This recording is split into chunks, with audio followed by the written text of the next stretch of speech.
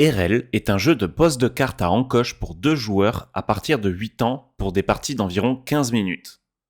Chaque joueur incarne un maître druide dont l'objectif est d'assembler les meilleures runes et d'étendre l'influence de son élément principal. Le jeu utilise 18 cartes à encoche et 16 cartes runes. Chaque carte à encoche est divisée en 4 cadrans séparés par des encoches. Ces encoches permettent d'emboîter les cartes. Certains cadrans ont en plus une icône qui indique un effet. Les cartes runes, objectif secret des druides, présentent chacune un motif et un nombre de points de victoire. Dans RL, les joueurs ajoutent tour à tour une carte à encoche au plateau central dans le but de compléter les motifs des éléments sur leur carte rune et gagner des points de victoire.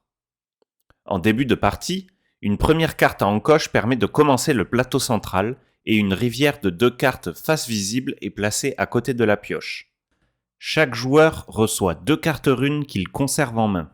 Chaque joueur choisit un druide dont la couleur détermine son élément principal. Il rapportera des points de victoire, plus il sera visible sur le plateau central en fin de partie. Un tour de jeu est rapide. Le joueur actif choisit une des 2 cartes à encoche de la rivière et l'ajoute au plateau principal. Si ce faisant, il complète une de ses runes, il la met de côté et en pioche une nouvelle. Il complète ensuite la rivière. S'il recouvre un cadran qui montre un effet, il l'active.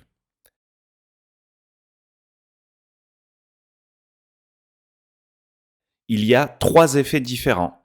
Piocher une carte rune supplémentaire, jouer un nouveau tour, gagner des cartes points de victoire.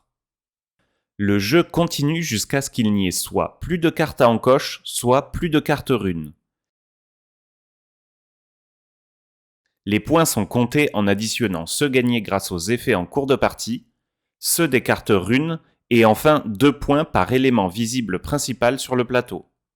Le joueur avec le plus de points de victoire remporte la partie. RL est donc un jeu de pose de cartes à encoche et de construction de motifs dans lequel il faut bien choisir où poser sa carte pour compléter ses runes, augmenter l'influence de son élément principal et tirer avantage des différents effets et optimiser ses points de victoire.